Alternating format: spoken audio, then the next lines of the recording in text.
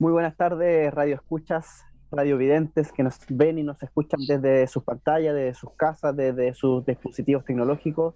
Me presento, mi nombre es Felipe Montesino, soy vecino de la comuna de Colina y también estudiante de licenciatura en Historia y también miembro de Radio Virtual Cordillera. Para mí es un gusto estar con ustedes en este proyecto, en esta actividad que vamos a realizar en breves minutos de debate y conversación con candidatos de los distritos número 8 y número 15, eh, como parte de un proyecto que hemos levantado en función de trabajar en favor del debate y la discusión y difusión de información sobre el proceso constituyente ya en marcha. Aquí me encuentro junto a Pablo Aravena del Mar, alias Sama, querido amigo y también miembro, fundador de Radio Virtual Cordillera, y cedo la palabra a mi estimado amigo Sama. ¿Cómo estás, Sama? Buenas tardes. Buenas tardes, Felipe.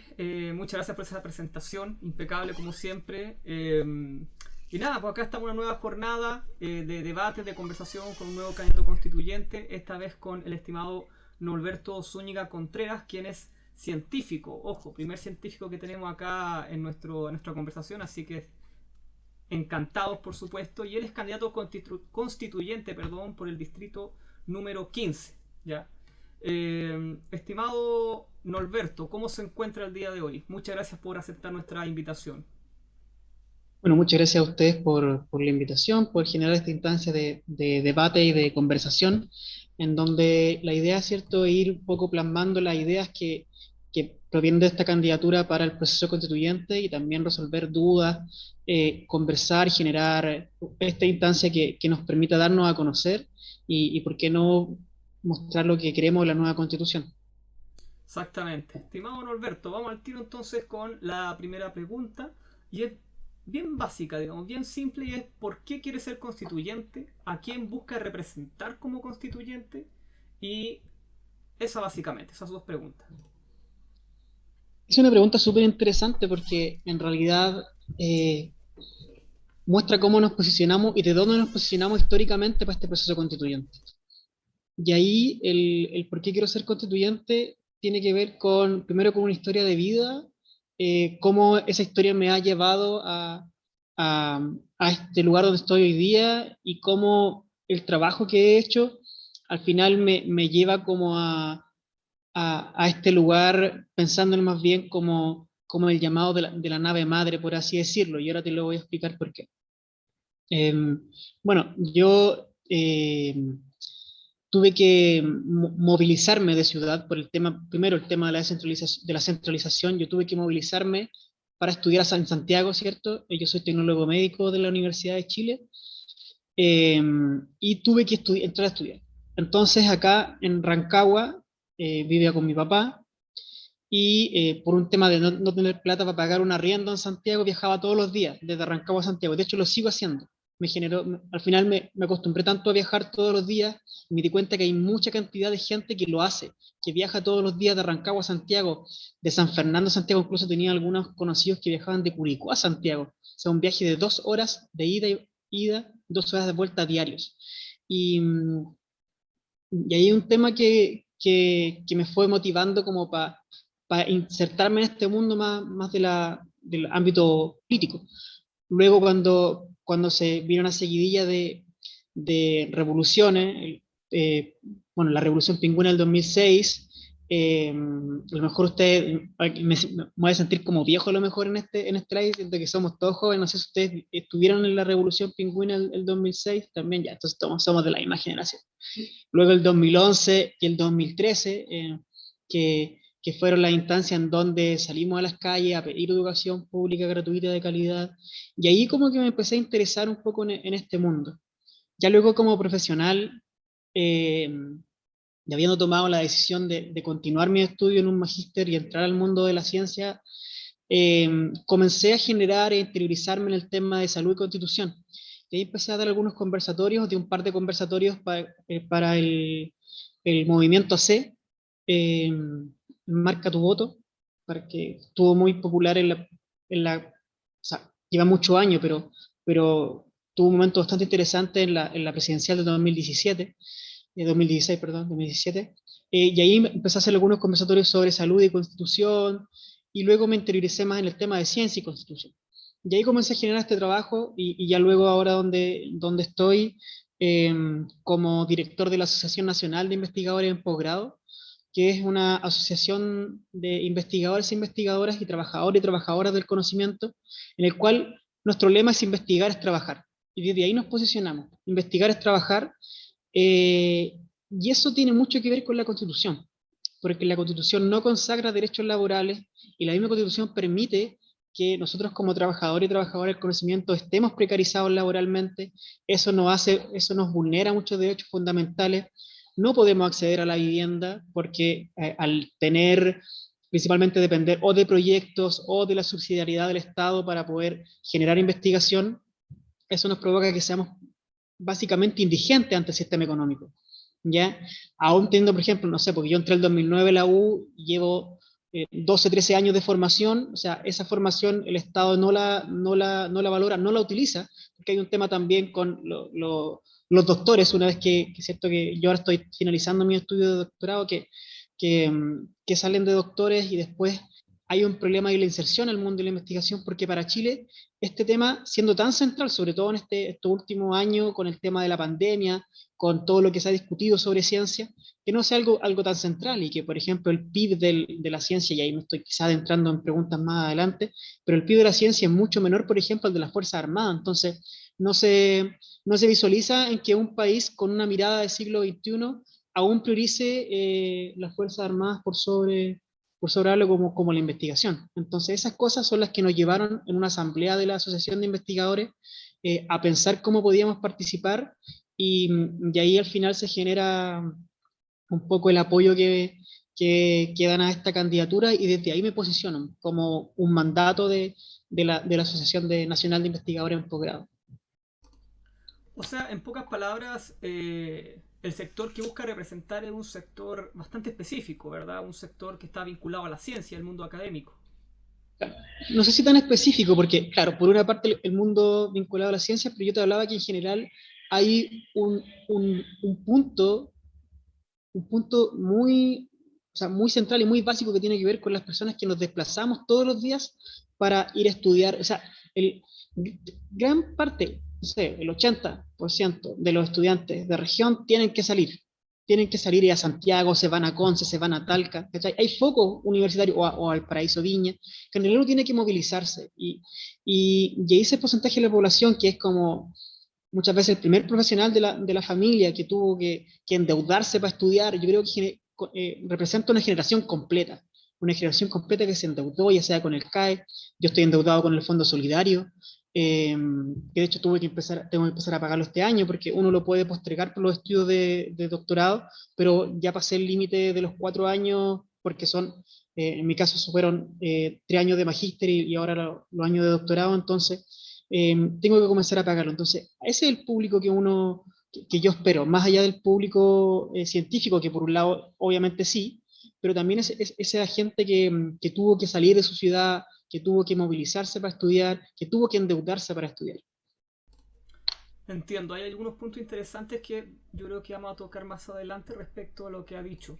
Ahora, en relación a las motivaciones que lo llevan a ser constituyente y en su condición y posición como candidato del Distrito 15, ¿cuáles serían las propuestas, los proyectos y objetivos que defendería como representante de este distrito? O, planteado de otra forma, ¿cuáles son esos puntos que siente que son intransables y que deben quedar estipulados en una nueva constitución? Sí, hay un punto intransable que yo lo he escuchado bastante en gran cantidad de los candidatos y candidatas, que tiene que ver con el pasar de este estado subsidiario a un estado social y democrático de derecho. ¿Qué quiere decir eso? Tener un estado que garantice efectivamente los derechos sociales. Y ahí yo pongo un tema central, sobre todo, por ejemplo, para el tema de la región, el agua, que se le devuelva el agua a los pueblos, en donde es central que el agua se priorice, por ejemplo, el consumo humano por sobre el consumo de la gran industria. Es sabido que gran cantidad de agua que se ocupa en la región lo hace la industria agrícola y la industria minera. En porcentaje, el consumo humano es súper menor con respecto a lo otro. Por tanto, es central que se asegure el consumo humano. No puede ser de que hayan comunidades que estén consumiendo el agua a través de camiones aljibe, mientras tú ves cerros completamente verdes. Eso es inaceptable, y el robo humano, el robo de agua, lamentablemente es legal y está avalado por esta Constitución. Eso es un tema central. Lo otro tiene que ver con los accesos, como hablaba de los derechos sociales garantizados, la salud. Tenemos que tener un seguro universal de salud que nos integre a todos, que sea mucho más solidario. Por otra parte, tenemos que tener un acceso a la vivienda, un derecho a la vivienda. Y ese derecho a la vivienda es súper central, porque la vivienda es la puerta de entrada para muchos de otros derechos fundamentales. Porque el tener acceso, el derecho a una vivienda, tú puedes tener, por ejemplo, a través de la vivienda, el derecho al agua. Ya, si yo tengo una vivienda, voy a tener un lugar donde se me provea el agua, los servicios sanitarios básicos. Por otra parte, a lo mejor también el derecho a la conectividad. En esa vivienda debe haber una conectividad, sobre todo muy necesaria para el siglo XXI. También el derecho a la vivienda, al tener un ambiente sano, un medio ambiente libre de contaminación y una urbanización alrededor de la vivienda, yo voy también, por ejemplo, tener acceso al derecho a la salud, es decir, que hayan centros de salud cercanos donde yo me pueda atender. Entonces, la vivienda es central, porque, como decía yo, es la puerta de entrada para muchos otros derechos sociales. Obviamente, para mí el tema de las ciencias, los conocimientos y los saberes ancestrales. ¿Por qué hablo de conocimientos? Porque no solo el conocimiento académico debe considerarse como un derecho fundamental, sino que también la creación de todo tipo de conocimientos. ¿Ya? Conocimientos y saberes ancestrales. Los saberes ancestrales y de los pueblos originarios deben estar en la Constitución, y eso nos va a transformar en un Estado plurinacional. Por otra parte, yo creo que debemos avanzar en eliminar, ¿cierto?, el sistema de la AFP. Eso es intransable. El Estado debe ser capaz de generar un sistema que sea capaz de recompensar a todo lo que hicieron los trabajadores y trabajadoras en su vida laboral, y eso no ocurre hoy en día. Y la suma de todo esto, la suma de todas estas cosas que he nombrado, nos va a permitir avanzar a un nuevo modelo de desarrollo. Un modelo de desarrollo que vaya dejando de lado el extractivismo, que pase, ¿cierto?, por una etapa en donde agreguemos valor a lo que se exporta, sobre todo en el distrito 15, que es un distrito minero y agrícola, en donde gran parte de la fruta y verduras se exportan, ¿cierto?, donde gran parte del concentrado de cobre se exporta. Debemos dar valor agregado, y para eso el tema de la ciencia, la investigación, la tecnología y la innovación son centrales. Debemos avanzar hacia un Estado, hacia un modelo económico y un modelo de desarrollo sustentable y que deje el extractivismo de lado. Antes de pasar a las preguntas más específicas respecto a sus propuestas, me gustaría que nos comentara un asunto más general que tiene relación con el fortalecimiento de la democracia en este proceso constituyente. Nosotros en conversaciones anteriores con Tomás Guevara, candidato constituyente del Distrito 8, y Damaria Barca, que es candidata constituyente del Distrito 15, compañera de lista. Además, compañera de lista de su persona, claro. Nos manifestaron que conforme durase este proceso constituyente levantarían instancias de diálogos con la ciudadanía mediante cabildo ciudadano, asamblea, ¿verdad?, con la finalidad de plasmar las demandas ciudadanas en la nueva constitución, y entonces hacer de este proceso uno que sea verdaderamente democrático. Entonces la pregunta más general que le hago es si llevará a cabo usted la misma iniciativa. Sí. Hay algo central en el nuevo Chile que tiene que ser con la redistribución del poder, ¿ya? El poder y cómo se ha distribuido el poder en los últimos años es lo que nos ha llevado principalmente a la segregación, ¿ya? Y eso nos ha permitido perpetuar muchos abusos en muchas áreas. Yo creo que uno de los desafíos de este proceso constituyente, más allá de lo que pueda quedar en la Constitución, que eso se va a discutir, ¿cierto?, dentro de las sesiones de la Constituyente, el proceso como tal tiene que mostrar un cambio democrático, ¿ya? Debemos avanzar de este modelo que tenemos de una democracia representativa a una democracia mucho más radical, mucho más horizontal, mucho más participativa, en donde es central que hayan dinámicas de democracia directa. Y ahí a mí me parece muy, muy importante que, por ejemplo, ¿por qué no?, la constituyente pueda sesionar en los territorios, ¿ya? O pueda que se genere una especie como de mandato. Yo creo que el mandato constituyente es central para este proceso, para el éxito de este proceso, porque la democracia representativa ha sido lo que nos ha traído este descrédito de la política, en donde yo voy, te pido tu voto, vota por mí, déjame a mí hacer las cosas, yo lo voy a hacer muy bien, me desaparezco 4 años y vuelvo de nuevo, ¿ya? Ese sistema de representación política es la que nos ha llevado que ha llevado a todo este sistema político al descrédito. Y también son una de las cosas por las que uno se interesa, para no dejar que los mismos de siempre nuevamente toman las decisiones. Y para eso es súper central que la gente se siga involucrando, que se siga involucrando, como el dicho o sea, como la frase que surgió de posterior a la revuelta, como nos costó tanto despertar o nos costó tanto juntarnos, por favor no nos soltemos, o quedémonos. Yo creo que la movilización social durante el proceso constituyente va a ser central, y una movilización social activa, que esté participando, que esté exigiendo, que esté generando mandatos para que, por ejemplo, si yo salgo constituyente, me junten cabildos, hayan consultas ciudadanas en donde se construye esta especie de mandato que yo vaya a defender a la constituyente. Porque de otra manera, nuevamente se van a expresar proyectos de algunos pocos, y eso es lo que no queremos. Por tanto, para ampliar la democracia, no para ampliar la democracia, para por fin tener democracia, es central de que se abran los caminos democráticos de la constituyente y hayan diversidad de formas de hacerlo.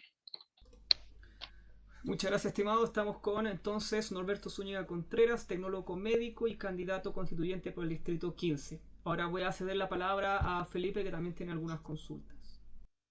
Muchas gracias, Pablo, por el pase.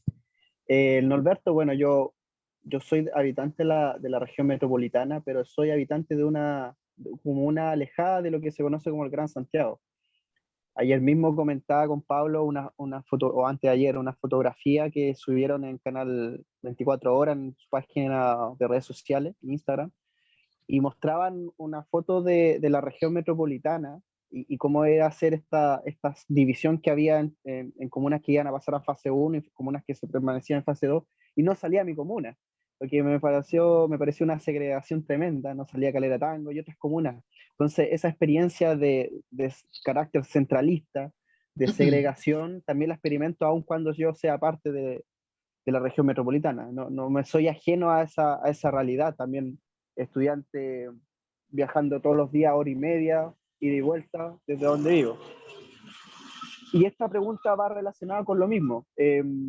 Me tocó ver hace muy poco el video de la campaña televisiva donde usted se expresa un poco la idea en unos 7, 8 segundos, y en el que se menciona que sueñas con un Chile donde no se tenga que viajar a Santiago para hacer ciencia. En este sentido, y pensando en los jóvenes y profesionales que viajan con regularidad desde provincias y regiones para educarse y hacer ciencia y en la capital, ¿cuál es su propuesta para descentralizar la educación y la investigación y el trabajo científico en Chile? Ya, mira, yo viví en Colina, no me acuerdo mucho, sí, porque era chico, viví como un año en Colina por el Vecinos. por el trabajo de mi papá. Hay una foto de yo caminando por las ferias de Colina, pero no me acuerdo mucho. Después viví en Quillota y ahí estuve un poco dando vueltas. Pero hay un tema con el eje centro-periferia que es central, que es lo que tenemos que solucionar.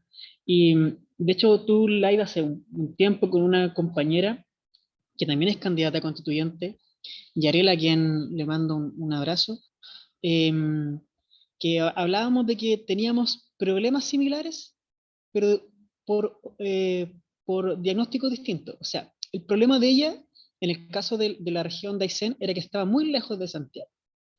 Y el problema de la región de O'Higgins es que está muy cerca de Santiago.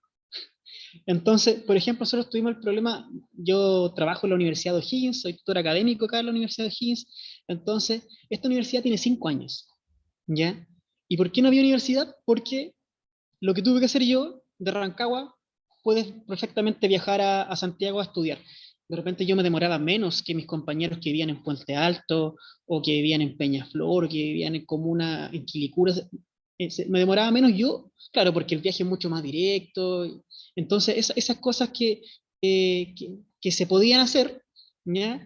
Impidió de que muchas veces la región se desarrollara. Con respecto al eje de ciencia y tecnología, e investigación y educación, yo creo que hay que avanzar en la autonomía regional. Y para eso es central que se creen centros de investigación regional que estén financiados por el Estado, ¿ya? Centros de investigación regional en donde hay investigación de dos tipos. Una que es investigación que esté enfocada en satisfacer y solucionar las necesidades del pueblo. ¿Ya? Eso es central, un punto. Y el otro eje, que tiene que ser investigación en torno a la creación de conocimientos y en aumentar el acervo cultural del país. En el primer punto es súper específico que se realice un diagnóstico y un trabajo conjunto con las universidades públicas de las regiones para que se haga este diagnóstico de las necesidades de los pueblos en el territorio. Es decir, por ejemplo, no sé, acá en la región de O'Higgins es incipiente el problema del agua. ¿Ya? La línea del desierto se viene corriendo, ya tenemos ciertos conflictos medioambientales en torno al agua. Hagamos investigación con respecto a eso. Por ejemplo, en el sur el problema puede ser otro. Pueden ser, no sé, los vientos del invierno, o en el norte puede ser la desertificación que es real, y esas cosas que nos van a permitir, por una parte, focalizar mejor porque en educación plata hay. Yo he conversado y también he estado metido en el tema, y en educación plata hay, pero hay problemas de focalización y de dónde mandar los recursos. Y en el tema de esto de la investigación es súper central que solucionemos estos temas territoriales, que tengamos estos centros de investigación regionales, y por otra parte que tengamos una institucionalidad que sea capaz de generar evidencia para tomar políticas públicas.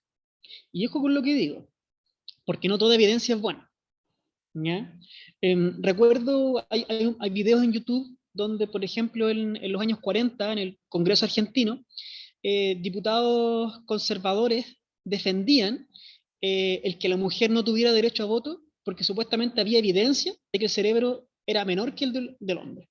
Y esa evidencia utilizaban para, para defender eso.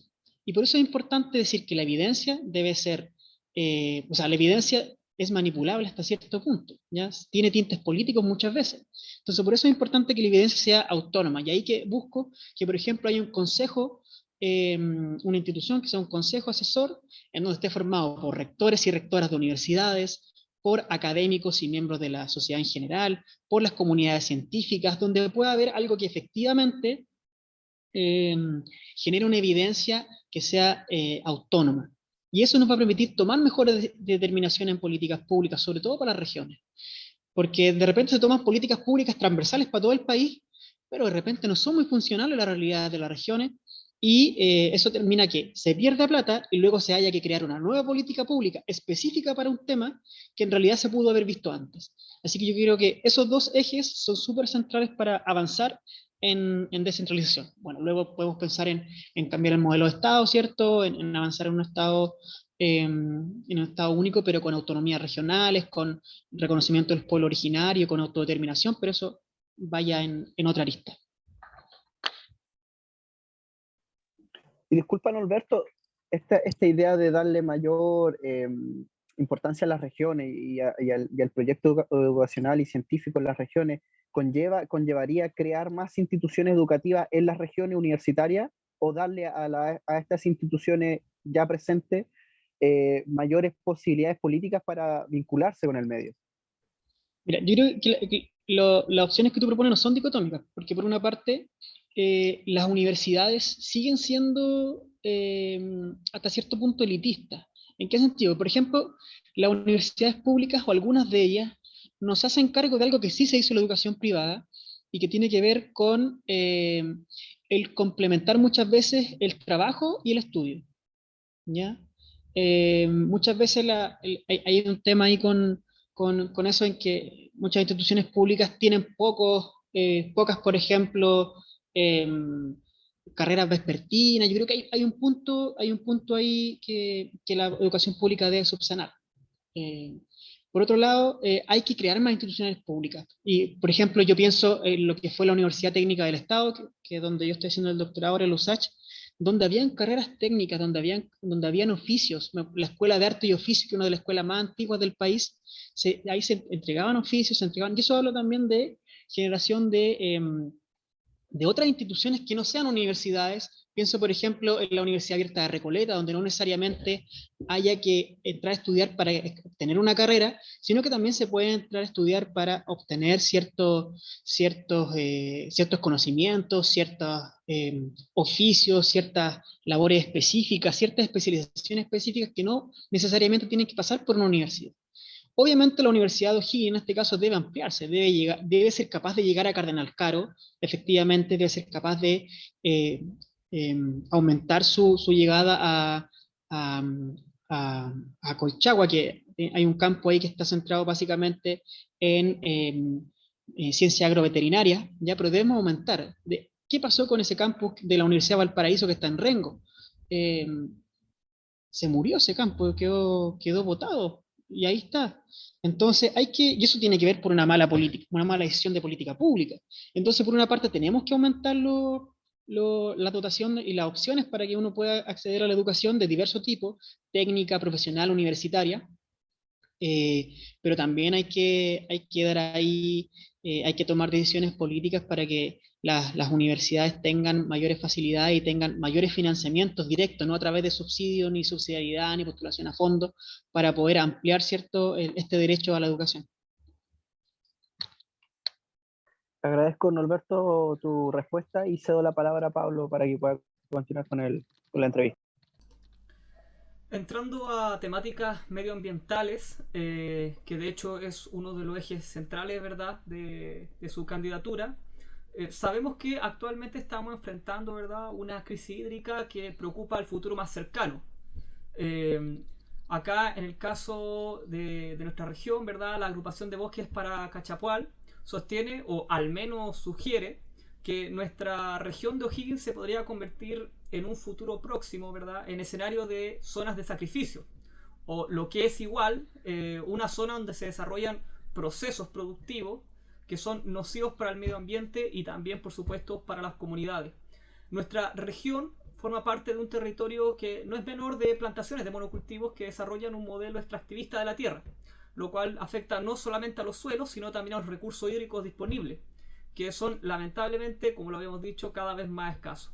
Lamentablemente, la industria forestal figura como el segundo rubro primario exportador del país, después de la minería del cobre, por lo que uno podría pensar quizás que cualquier daño al sector forestal es un trastorno en menor o mayor medida a la economía chilena, y por lo tanto la gran preocupación que tienen muchos y que quizás podría responder de su área de la ciencia, ¿verdad?, que cómo podemos concebir una constitución ecologista que asegure los derechos medioambientales de todos los seres vivos sin trastornar considerablemente la economía del país. Claro, ahí hay una discusión que es súper interesante, que tiene que ver con cómo vamos superando el extractivismo.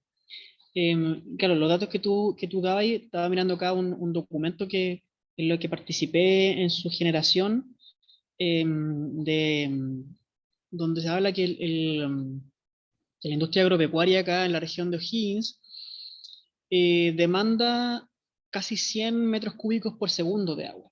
Por ejemplo, las personas acá demandan 2,4 metros cúbicos por segundo de agua. Y ahí ves la diferencia totalmente opuesta de la cantidad de agua que están ocupando el sector agropecuario, y ahí gran parte de eso lo llevan los monocultivos, los bosques de monocultivo, ¿cierto? No sabemos la gran cantidad de agua que utiliza un pino, que utiliza un eucalipto, y que eso es base al sistema extractivista. Una de las cosas centrales para ir superando el sistema extractivista tiene que ver con la corrección de los precios. La corrección de los precios asume pensar y repensar si el costo-beneficio en términos monetarios, porque si vamos a hablar, por ejemplo, en términos liberales, de que lo que le interesa un poco al sistema económico es mostrar, o a este sistema económico neoliberal, es decir, mira, ¿qué es lo más importante para nosotros? Ganar plata, ¿ya? Si lo vemos desde ese punto de vista, es central demostrar que el modelo extractivista en realidad gasta más de lo que produce. Ese es un punto súper central. ¿Y cómo lo determinamos? Voy a poner el ejemplo de la industria, ya que estamos hablando de los bosques. Siempre he dado el ejemplo de la industria minera, pero voy a dar ahora el de la industria de los bosques. Imaginemos que plantar, no sé, 100 hectáreas de pino le cuesta a la forestal, ¿cierto?, poner el pino, regarlo durante cierto tiempo, y después cuando los venden, hacen el balance, ¿cierto?, y a ellos ganan una cantidad de plata. Entonces tenemos una empresa privada que está ganando dinero, pero el Estado no debería pensarlo así. El Estado debería tomar todas las externalidades negativas que están asociadas a esa industria, y al final se va a dar cuenta que como Estado, como Chile, se está perdiendo más plata por sostener esa industria que por lo que en realidad da. Y por ejemplo, ahí cómo lo hacemos. Vemos cuántas familias tenemos, por ejemplo, que están sin agua. ¿Cuánto nos cuesta esos camiones aljibe, por ejemplo, para que lleven agua a esas comunidades? O el tema de salud, ¿cuánto le cuesta a las familias, por ejemplo, que no tengan acceso a un agua de calidad, tener acceso a aguas de napa, aguas de pozo, que a lo mejor le pueden acarrear enfermedades? Y ahí vamos sumando, es decir, tenemos un sistema de salud que está costeando los tratamientos de enfermedades por escasez de agua de cierto punto. Tenemos además otro gasto que es por dar agua a las comunidades. Si vamos sumando todo eso, al final nos vamos a dar cuenta que este sistema extractivista gasta más de lo que produce. Lo mismo con la gran minería, porque por ejemplo no podemos decir, ¿saben qué? Mañana vamos a cerrar Codelco. Lo vamos a cerrar porque el extractivismo es malo y nosotros lo sabemos. Pero el problema es que está tan arriesgado y está tan pensado el sistema extractivista como para que sea la única forma de desarrollo que tengamos, que el quiebre a la economía que generaría sería muy grande. O sea, porque si cerramos Codelco, cerramos prácticamente, no sé, millones de fuentes laborales de un día para otro. Pero sí tenemos que ir como esto, repensando los costos del modelo extractivista, que las industrias deban sí o sí generar innovación tecnológica que permite reduciendo las emisiones, y por otro, ir diversificando los cultivos. Yo creo que hay que ir diversificando los cultivos en un corto plazo. Para un mediano plazo irlos reemplazando y en un largo plazo irlos eliminando. Y eso va de la mano, ¿cierto? Como de ir firmando, por ejemplo, que la firma del Tratado de Escazú es central para nuestro país, en este sentido, porque si no vamos a tener un país que va a estar lleno de zonas de sacrificio, de distinto tipo. Uno lado por el agua, otro lado por los salmones, otro lado por la minería, y así, etcétera, etcétera. Por ejemplo, ahora se está empezando a dar la discusión de la extracción de litio. Decimos, hoy somos un país que tiene litio, pero seguimos pensando en esa dinámica de extraer recursos para exportarlos. Hemos pensado en los costos, en este eje costo-beneficio de lo complicado que es para el medio ambiente explotar un salar sin restricción. Más encima que el salar de Atacama está concesionado a Soquimich. ¿Sí? Entonces, esas cosas tenemos que pensarlas y repensarlas. Y cuando comencemos a darnos cuenta que en realidad este modelo no nos sirve porque es malo sustentablemente, porque nos enferma, porque gasta más de lo que produce, vamos a tener que ir repensando un nuevo modelo de desarrollo. ¿Ya? Y tenemos que, por una parte, darle también valor agregado a lo que hacemos. ¿Ya? No puede ser de que sigamos exportando concentrado de cobre. Tenemos que avanzar a una especie de industrialización que sea sustentable con el medio ambiente. No, claramente no pienso en la industrialización de la revolución industrial del carbón, sino que en una industrialización que sea verde, ¿ya? Que efectivamente sea capaz de ir modificando de a poco este modelo de desarrollo, pero a la vez que sea altamente comprometida con el medio ambiente. ¿La Constitución podría hacernos avanzar, digamos, a esa industrialización verde? Podría hacernos avanzar si, en tanto nosotros fijamos primero el marco legal que permita uno el derecho, por ejemplo, si tú estableces el agua como un bien nacional de uso público y el derecho a ella, por ejemplo, el Estado ya no puede pensar en los camiones aljibes, va a tener que pensar en nuevas formas de acceso. Lo que decía yo de la vivienda como también, y en la protección del medio ambiente, el acceso, el derecho a vivir en un medio ambiente libre de contaminación, y podemos incluso decir un derecho a un medio ambiente que vaya superando la lógica del extractivismo, lo podemos decir. Y eso va a aplicar en repensar la forma, porque este marco legal nos va a permitir que el próximo Congreso Nacional, cual va a ser muy importante, tenga que revisar todas las leyes y ver si esas leyes ahora sí son anticonstitucionales. Por fin nos va a servir decir que una ley es anticonstitucional. ¿Ya?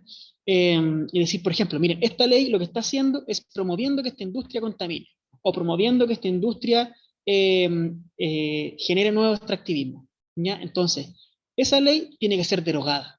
Tiene que pensarse una nueva ley que avance en ciencia, que avance en tecnología, que avance en investigación y que avance en sustentabilidad ambiental. La sostenibilidad de los recursos naturales debe ser central y puede estar escrito, ¿por qué no?, en la nueva Constitución. Muchas gracias, Norberto. Ya estamos casi finalizando esta entrevista con Norberto Zúñiga Contreras, tecnólogo médico y candidato constituyente por el distrito número 15. Voy a dejar la palabra ahora a Felipe, quien tiene una pregunta más para Norberto. Norberto, en un apartado de tu proyecto de candidatura titulado Distribución Territorial del Poder, hablas de una nueva y necesaria división administrativa del país. Y hace mención a los pueblos indígenas y particularmente al concepto de plurinacionalidad. En este sentido, ¿cuál es el carácter que le quieres dar a esa plurinacionalidad? ¿Cómo la entiendes?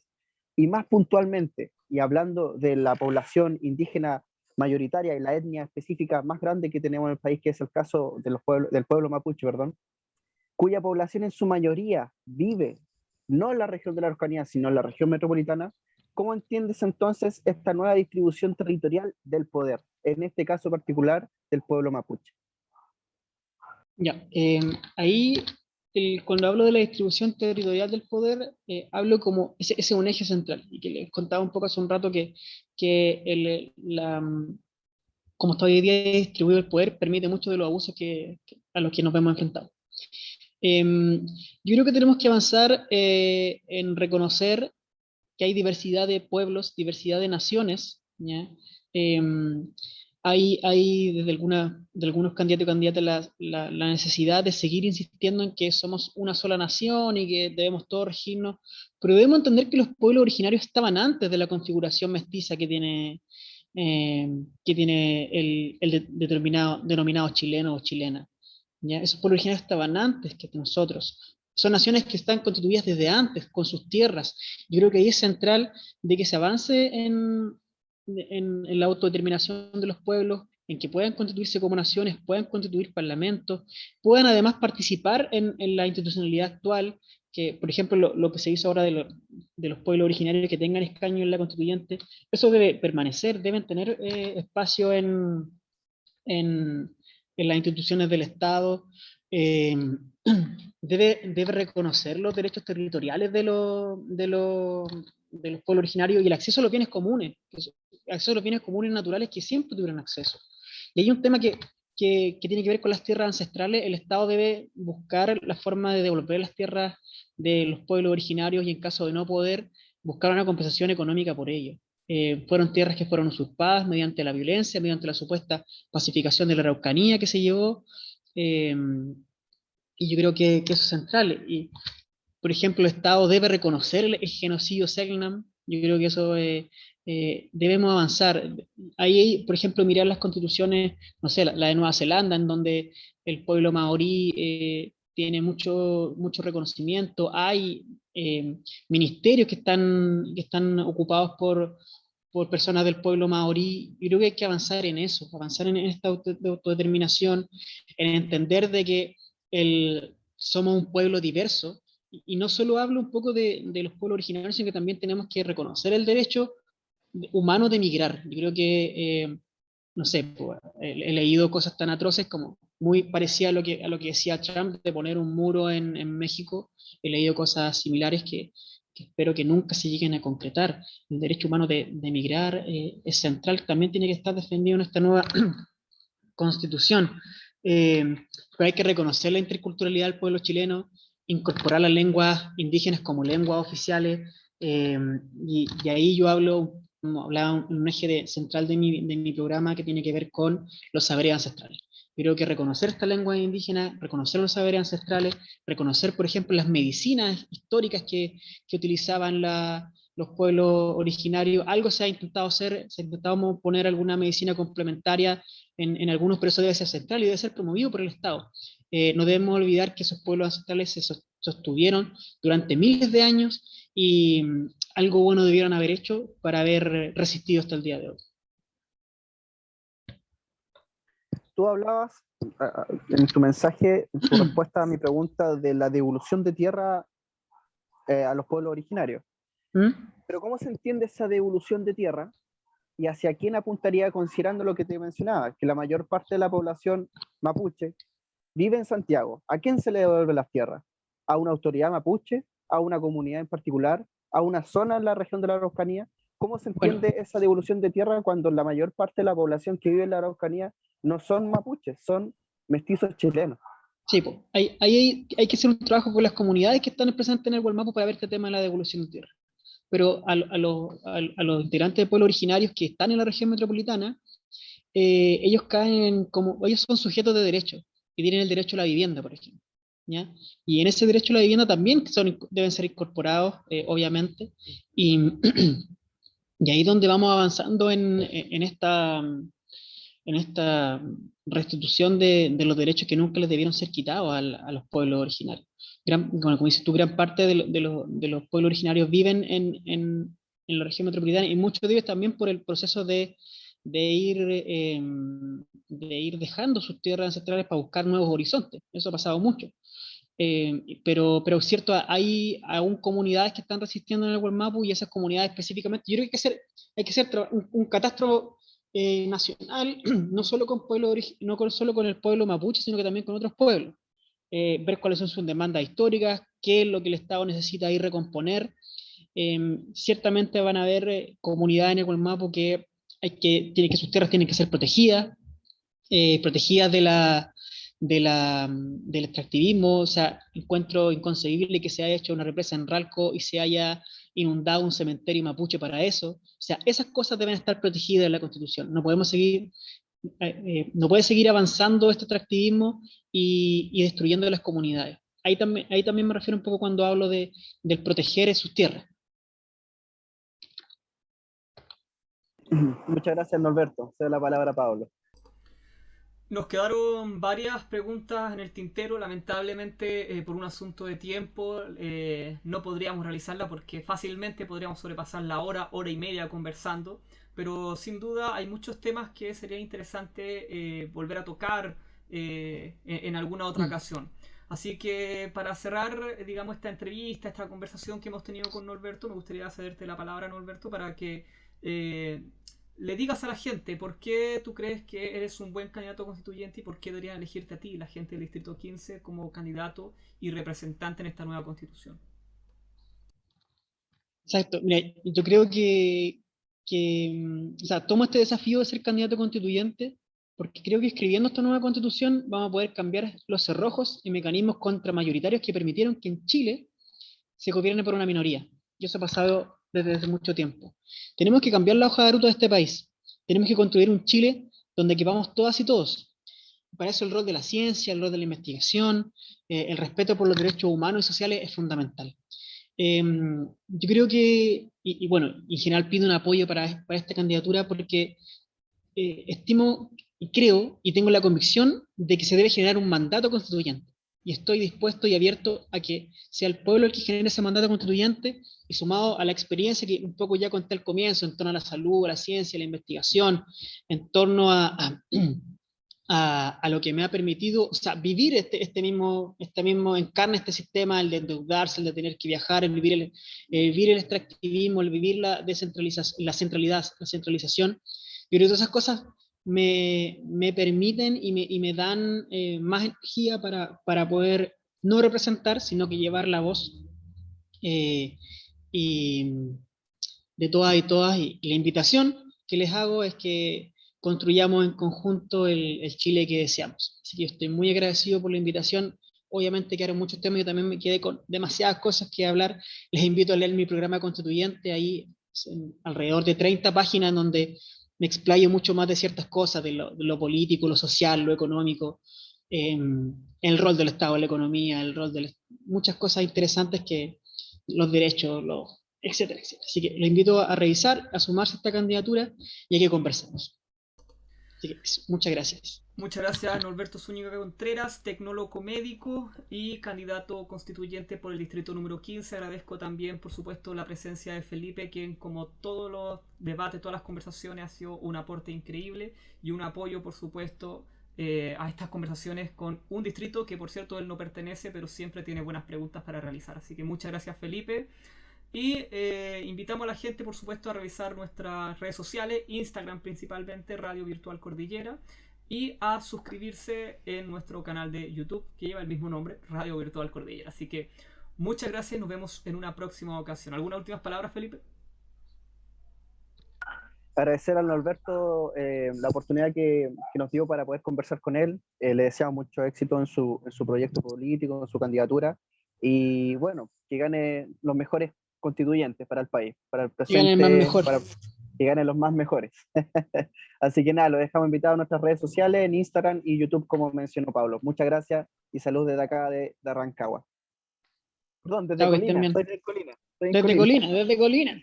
Ahora me he Ya se vuelto hizo rancagüero, rancagüero. Felipe. Sí, Bueno, está bien, está bien. muchas gracias, hasta luego.